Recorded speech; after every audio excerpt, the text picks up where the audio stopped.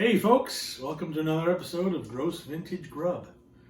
As you might remember, last week I put out a challenge to the subscribers of our YouTube channel to send me some old, gross recipes. And you guys did not let me down. I got some really nasty ones from liver and onions, which is universally known as a pretty gross meal, except for 4 or 5 people.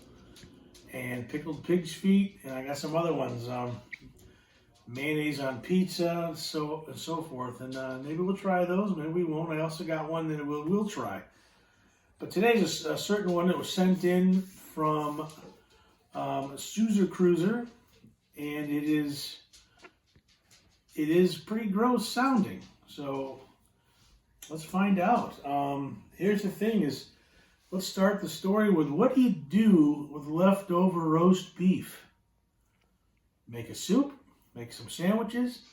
Don't know. But in 1967, Mrs. Florence Weist out of Muddy Creek Ranch, Rural Route 2, Montana, decided the best use of her leftover roast beef was fudge.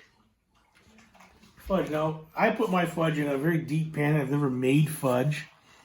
So this looks like it's already been eaten and redeposited on the earth. But I assure you it's fresh fudge. It was just too deep, so it didn't sit at the bottom. So let's share the recipe. Beef fudge. Now I cut this in half because this recipe serves 50 to 60 people. A lot of this was cut off, but it's a pound of butter, half a pound of butter, a large can of evaporated milk, 4 cups of sugar, 1 12-ounce package of chocolate chips, a pint of marshmallow cream, a cup of ground roast beef Hereford. Now that's key, Hereford. I actually used Angus, so I used, maybe the wrong cow here. A cup of chopped walnuts. So you melt the butter and sugar and milk together until it forms balls in cold water. So you mix it, you dip it, you take a little bit with your spoon, and when it hits a cold water, if it turns to a ball, it's ready. You stir in all your chocolate, your marshmallow, your vanilla, and the ground beef. Now, before you ground it, you remove any hard crust before grinding. Add walnuts for taste. Beat all the ingredients until firm. Now, this is what's called a luscious fudge. So it's luscious. Anyhow, so she goes on to say that people in her family will not eat fudge any other way. It's got to have beef.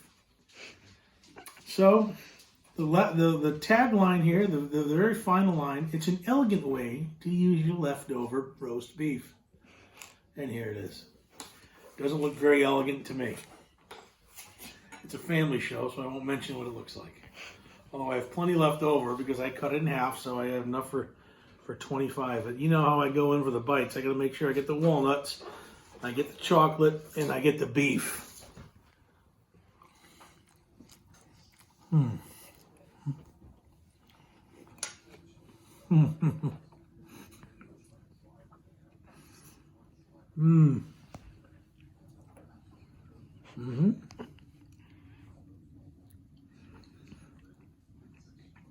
It's a lot of beef.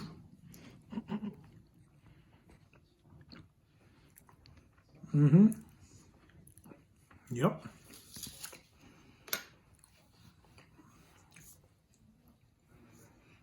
The fudge came out good. The beef's not so good. There's some great combinations. Chocolate and peanut butter and jelly. Beef and chocolate, not so good. In terms of the score, I'll probably give it a 3. I will never have it again. And 3 is still gross. It's not salmon loaf gross, but it's gross. It's unique. Look at all that chunky stuff. There's the beef, the walnuts. It looks like chocolate chips. That's not, it's beef. It's shredded up roast beef. That's it, folks. We'll give it a 3, an even 3. We got more coming. Until next time, folks.